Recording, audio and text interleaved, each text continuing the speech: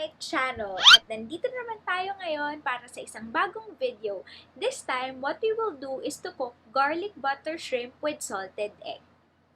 Before we proceed with the video, kung bago ka pa lang sa aking channel, kindly click on the subscribe button and also the notification bell para updated ka sa aking mga bagong uploads.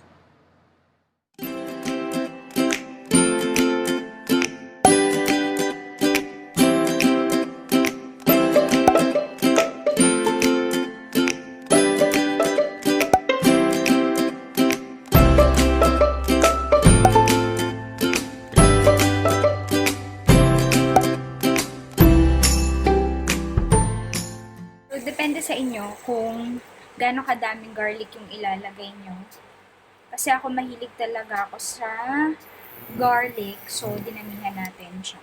Wow! Then, next, ilagay natin yung shrimp.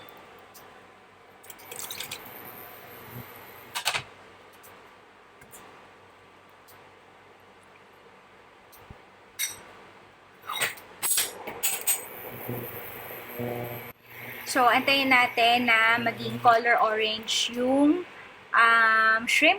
And then, after nun, hahanguin natin siya, itatransfer natin siya sa isang bowl. So, set aside. Guys, so orange na siya. So, let's transfer to a bowl and set aside. Then, next, i-add nyo yung itlog na pula. So, sa itlog na pula, yung gitna lang nung, or egg yolk nung itlog na pula yung kukunin natin for this recipe. Okay, so after natin na durugin or i-mince yung ating itlog na pula, ilagay natin ulit ang ating shrimp. Okay, so lagay tayo ng salt and pepper to taste. So depende sa inyo kung gaano kadami yung ilalagay nyo. So sa akin, a pinch only. Maybe one more. Ayan. Then, let's put our evaporated milk. So, lagyan natin siya muna.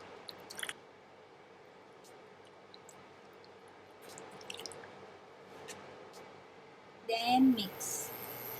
Huwag niyo kalimutang tikman, guys. Kung anong lasa. Okay, so we're done cooking. Wow!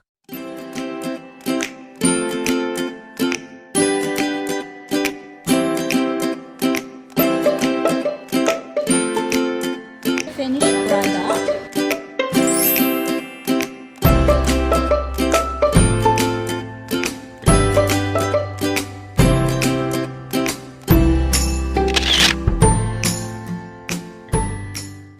Nandito na naman tayo sa part ng aking vlog kung saan tayo ay mag-shoutout. So, shoutout kay Joanna Pulyarca sa aking sister-in-law.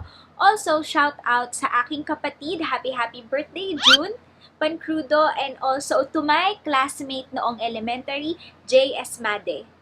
Thank you so much for watching. So, we're done with the video. Hope you were able to follow all of the steps in cooking garlic butter shrimp with salted egg. Also, thank you so much to my sister-in-law, Monique, for sharing the recipe. Also, guys, kindly follow her YouTube account. Ito siya. Subscribe para makita nyo kung ano yung iba't ibang recipes na prepare niya. Thank you so much for watching, guys. Bye!